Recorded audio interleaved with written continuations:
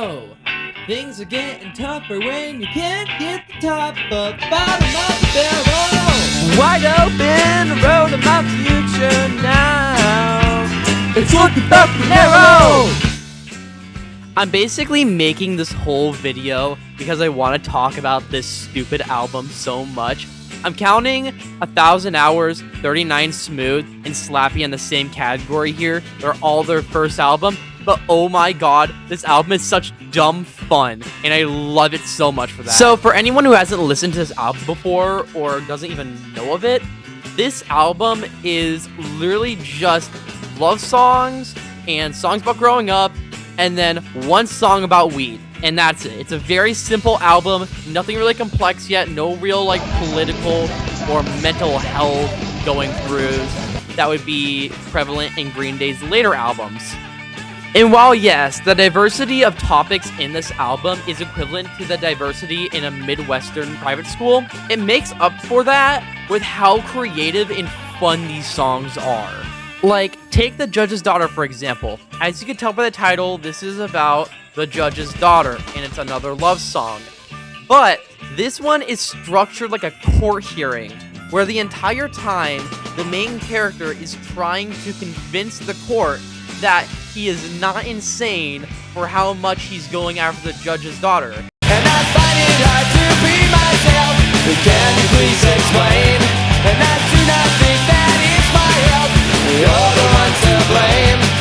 My girlfriend left me on the phone. I'm pathetically left here alone. I can't call this sane. I can't call this sane. The main character in this song, who has a girlfriend by the way, is yearning for this other girl so fucking bad that the court finds him insane.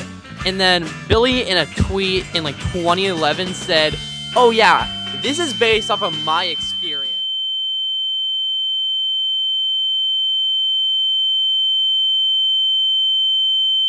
This is the most fun song I have ever heard, and I love it so much.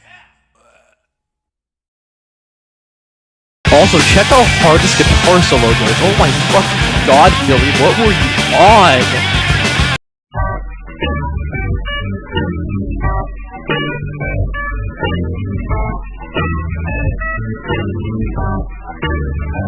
I think I made a hideous mistake.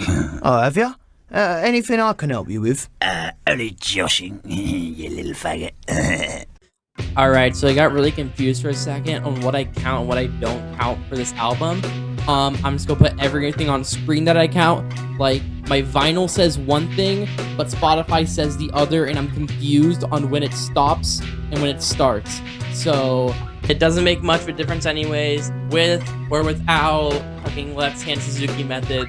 This album is really good, and I didn't really know how good it was until I just now re-listened to it. Something that I noticed on my most recent listen was that this album does not take itself seriously at all, and I really like that. Because compared to Gorillaz' later discography, where it's like Demon Days, Plastic Beach, those take themselves very seriously on the topics they are covering. Again, in the best way possible. It feels like they made a really good instrumental and then went, fuck, we gotta add lyrics to these, fuck. And then you get stuff like 5-4, which is very simple lyrics and it's just dumb fun. And that's what I love about it so much. It feels like each song in this album has its own identity to it, has its own idea, because they went instrumental first, lyrics second. And I feel like the entire vibe of this album wouldn't work as well as it does if it wasn't for how good Damon is for 2D's vocals. This is kind of before 2D gained his own identity from Damon, because a lot of these songs still have a very Blur vibe to Damon's voice.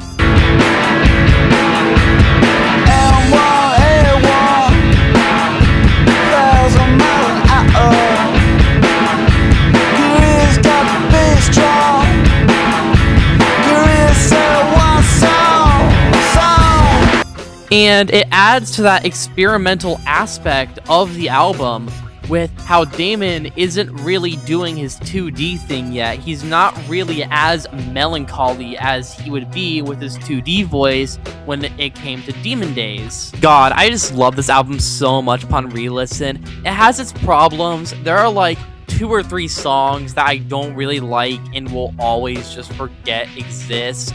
But overall, it is a really complete package.